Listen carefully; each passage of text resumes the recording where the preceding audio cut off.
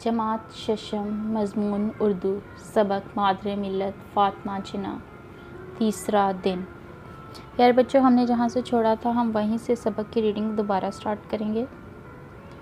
محترمہ فاطمہ جناح عظیم خاتون رہنما تھیں۔ قومی اور ملی خدمات کے حوالے سے قوم نے انہیں مادر ملت یعنی قوم کی ماں کا لقب دیا۔ وہ سچی اور پرخلوص مسلمان تھیں۔ اعلیٰ انگریزی تعلیم و تربیت کے باوجود وہ اسلامی تعلیمات کی سچی پیروکار تھیں۔ عالم اسلام کا اتحاد اور پاکستان میں اسلامی نظام فکر کی ترویج ان کا خواب تھا۔ وہ اپنی زندگی کے آخری لمحات تک اس خواب کو شرمندہ تعبیر کرنے کے لیے کوشاں رہیں۔ ایک موقع پر تقریر کرتے ہوئے انہوں نے فرمایا، اگر ہم واقعی یہ چاہتے ہیں کہ پاکستان کو صحیح اسلامی مملکت بنایا جائے تو اس کے لیے کچھ اسلامی تعلیمات کا اجرا بہت ضروری ہے۔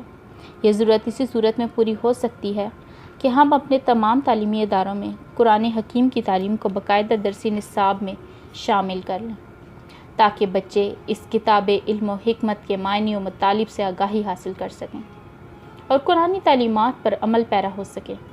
میری دلی تمنا ہے کہ تمام اسکولوں میں قرآن حکیم کی تدریس کا فوراً بندوبست ہو جائے۔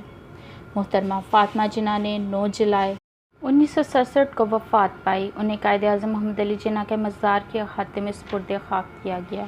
سوال نمبر 7 دیے گئے نمونہ کے مطابق آپ اپنی لٹریچر کاپیز پر کریں گی، جبکہ گرامر کی روح سے اور متشابہ الفاظ آپ اپنی گرامر کاپیز پر کریں گی۔ واحد جمع الف اور بے کے پہلے 2 کالم، الفاظ متضاد پہلا کالم اور الفاظ مترادف پہلا کالم آپ اپنی گرامر کی کتابوں سے یاد کریں گے۔